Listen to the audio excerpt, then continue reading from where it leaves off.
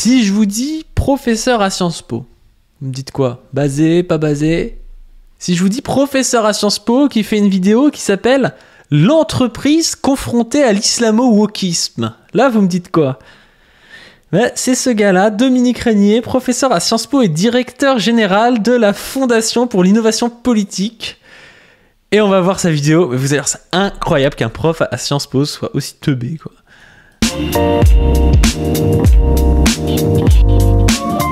Une émission de Jean-Philippe Denis, professeur agrégé des facultés université Paris-Sacré. Non mais c'est ouf. Les mecs, ils sont profs de fac, ils pensent comme psycho, quoi.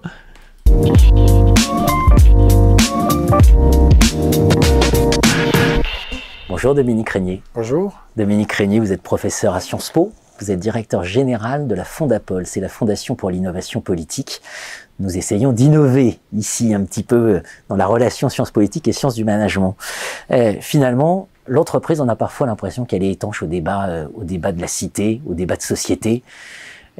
Aujourd'hui, je pense que de plus en plus d'entreprises se rendent compte qu'elles ne sont pas étanches. On va prendre deux cas. Alors, ce que vous appelez à la Fondapol l'islamo-wokisme, c'est très intéressant, vous allez peut-être nous expliquer. Très intéressant l'islamo-wokisme. C'est ouf parce qu'ils s'écoutent parler alors que... Moi, je suis désolé, mais il y a une dégénérescence des élites bourgeoises. On peut critiquer, moi je suis pas un fan de Foucault, Derrida, tout ça, mais c'était des intellectuels. C'était des intellectuels, là, c'est quoi ces mecs, quoi?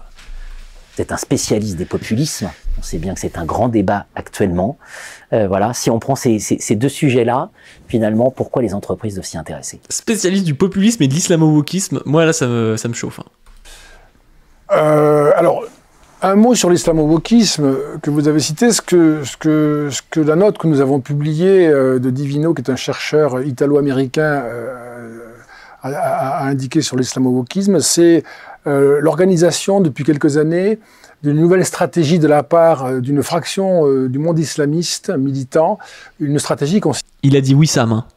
Consistante à, au fond, faire de l'entrisme à l'intérieur du mouvement woke pour essayer de progresser, de faire progresser ses idées, et en particulier, avec un enjeu très important, d'assimiler la critique de l'islam à un propos raciste, dit islamophobe. Et donc, mais le mec, imaginez remplacer ce qu'il dit par judéo-bolchevisme.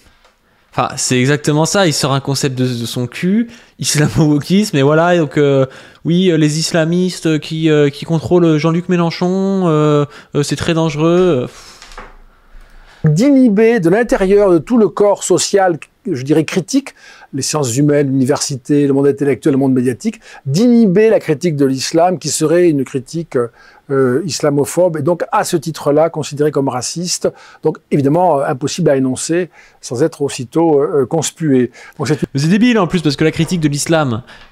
Toute l'histoire de l'islam, c'est l'histoire de mecs qui se chamaillent pour dire ah ouais non faut interpréter le texte comme ça et pareil pour le christianisme. Donc la critique de l'islam, les musulmans sont pas du tout contre. Parce que les militants décoloniaux critiquent, c'est le racisme, ce qui est différent en fait. Alors le racisme spécifique aux maghrébins et aux musulmans qui s'appelle islamophobie, mais c'est pas une critique de l'islam. Je veux dire, si vous demandez, vous allez voir Wissam et vous dites est-ce que j'ai le droit de critiquer l'islam? Si vous arrivez avec des arguments et vous dites oui, ce truc-là, je trouve pas ça très intéressant, ce truc-là, je l'interprète comme ça, il va pas vous chier dessus. C'est une stratégie importante qui a plein de conséquences. Ça va pas être l'objet, je pense, de l'entretien, mais qui a plein de conséquences, y compris sur les musulmans.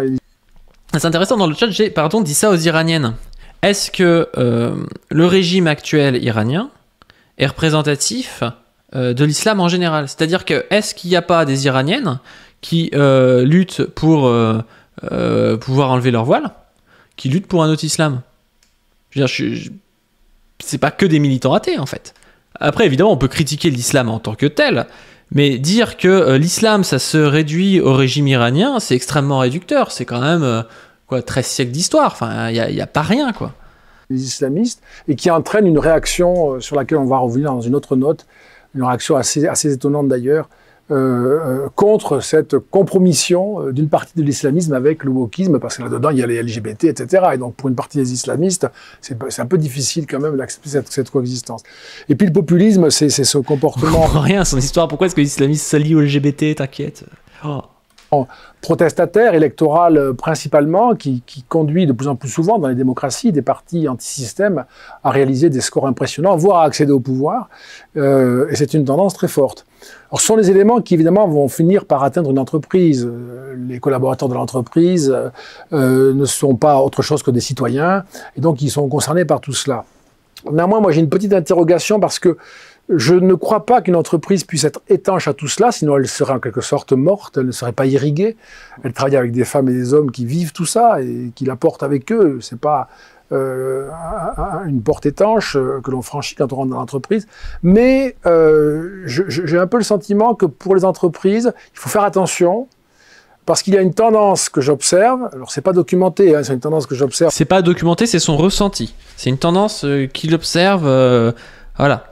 Personnellement, à la politisation des entreprises, notamment par... Mais il y a un mec, il est professeur de fac, directeur général de la Fondation pour l'innovation politique, il se base sur rien, il dit « Ouais, mais mon ressenti, c'est que quand même, les entreprises se politisent vers l'islamo-wokisme. » Qu'est-ce que c'est que cette merde, sincèrement? Comment c'est possible que ce type-là ne se fasse pas taper sur les doigts par sa direction? Enfin, il a peut-être pas de direction, c'est peut-être lui qui est le plus haut, mais c'est complètement dingue. Par la question des minorités, par la question du développement durable, par la question de l'écologie, du réchauffement climatique et de toute une série de revendications. L'inclusion, qui sont toutes des revendications légitimes. Hein. C'est pas ça la question. Y compris d'ailleurs dans le fond du wokisme, il y a des éléments extrêmement légitimes sur la lutte contre les discriminations. On peut pas, enfin en tout cas moi je ne trouve ça que légitime.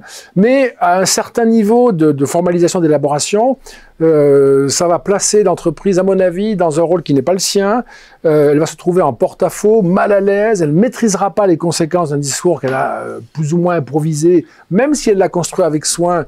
Ce sont des énoncés politiques et ça s'inscrit dans une longue durée. Je trouve que voilà, on est peut-être. Puis c'est quoi cet idéalisme à penser, voilà, que l'entreprise est dévoyée par le côté politique, comme si on pouvait avoir des entreprises qui soient totalement neutres. C'est une pensée très métaphysique, là, encore une fois basée sur son ressenti. Enfin, moi, si j'arrive et je lui dis, j'ai l'impression que c'est l'inverse. J'ai l'impression que les entreprises s'en foutent totalement, en fait, des débats de société et sont juste là pour faire de l'argent. Ça peut se tenir aussi comme ressenti. Le truc, c'est que lui, il base ça sur rien, moi, je base ça sur rien, c'est nul, quoi. Aller un peu vite en matière de politisation d'entreprise, je crois qu'une des causes profondes, c'est pas tellement que les managers ou les responsables ont envie de faire de la politique, c'est que le délitement du pouvoir politique à l'échelle du monde, hein, l'affaiblissement de la politique, la perte de contrôle sur la marche du monde et la réalité crée un déficit, un deuil de sens, un déficit de raisons communes que l'on demande aux entreprises de combler, en fait. Et les entreprises qui veulent rester au contact de leurs clients, de leurs collaborateurs, sont prêts. De toute façon, je suis désolé, il utilise le terme collaborateur, c'est bon, c'est un débile, le gars, quoi. C'est un débile libéraloïde, c'est sûr et certain. Presque aimanté par cette demande, et c'est vrai que ça doit être très difficile de dire non, je reste une entreprise, moi je fais du business, pour le reste, voyez avec qui vous voulez, mais pas avec moi. C'est sans doute difficile, et d'autant plus que il y aurait un monde de concurrence pour les meilleurs, aux meilleurs postes, etc. Donc c'est une tension que je comprends, mais elle me paraît une conséquence d'un affaiblissement considérable de la régulation politique. Et donc ça, c'est embêtant parce que c'est aux politiques de retrouver le chemin de l'efficacité. Et t'imagines, t'étais à Sciences Po, tu te dis ouais, je vais découvrir les sciences politiques, t'as un mec qui te disait des trucs, mais d'une banalité, mais... Oh. Pour l'entreprise elle-même, une prise de risque, à mon avis, énorme, parce qu'il va être très facile, on le voit sans arrêt, ça, quand on suit un peu comme ça l'actualité de la consommation, une entreprise va être évidemment prise en défaut très très vite sur une espèce de contradiction entre un propos et un comportement, ou un propos et un produit, un propos et un service. Bon, voilà, c'est quand même un système de contraintes qui est très radical, le monde de l'entreprise. Et donc, poser des principes qui, par définition, les principes ne sont pas transgressés, hein, ou alors ce ne sont pas des principes. Poser des principes moraux, politiques, dans le monde de l'action managériale me paraît être presque insoutenable, je dirais. Mais c'est ultra-libéral, en plus. Mettre des propos moraux dans le managériat, ben, ouais, je sais pas, il y a quand même des lois, par exemple, sur la guerre, enfin... Si tu laisses les entreprises tout faire, qu'elles baisent la planète, qu'elles baisent la santé des gens et qu'elles ont que le profit en vue, c'est quand même peut-être pas la meilleure chose à faire, quoi. Je trouve ça incroyable de rappeler ça à un gars qui est professeur en sciences politiques.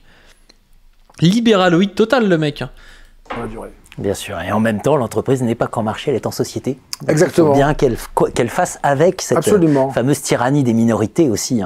Absolument. Ah, mais c'est les demi-habiles qui font du en même temps. Oui, mais moi, ce que je dis, ça vaut un peu, mais en même temps, on peut penser à l'inverse. Oh là là, mais assumer des positions. Donner une place. Faire sens, c'est important aussi, évidemment, pour l'entreprise. Mais c'est pas facile à dire, pas à faire, mais il faudrait doser la manière dont on s'investit philosophiquement, moralement, à partir d'une entreprise, dans l'espace public, pour éviter les déceptions qui peuvent être extrêmement traumatisantes, je dirais, pour les collaborateurs, comme au fond pour la clientèle, qui peut s'étonner de voir qu'il y a eu des marques fameuses qui ont connu des crises de réputation terribles, parce qu'elles développaient un discours magnifique, et puis tout d'un coup, on fait une piquée, puis on s'aperçoit que la pratique, là, dans tel ou tel pays, c'est pas tout à fait ça. Et là, le choc est terrible. On a eu le cas récemment avec un défilé de mode dans le désert, alors que l'entreprise se revendiquait du développement durable. Voilà, exactement. Par exemple. Merci Dominique. Donc le gars, sa solution au fait qu'il y a une retombée, une déception aux gens quand une entreprise tient un discours sur le développement durable, sur l'environnement et qu'elle fait de la merde dans le désert, c'est qu'il faudrait qu'elle arrête de tenir le discours sur l'environnement. C'est pas justement qu'elle fasse pas de la merde dans le désert. C'est hallucinant, hein. Et le problème, oui, c'est que les gens, par exemple, tiennent des discours sur l'inclusivité, mais qu'ils fassent pas ça dans les pays du tiers-monde. Et pour lui, le problème, c'est justement qu'ils tiennent le discours sur l'inclusivité, mais il pourrait continuer à faire ça dans les pays du tiers-monde. C'est débile, son truc, quoi. Enfin, c'est pas que c'est débile, mais c'est hyper... c'est du libéralisme pur et dur, le profit avant tout, et j'ai peur de l'islamo-wokisme, quoi. C'est ouf.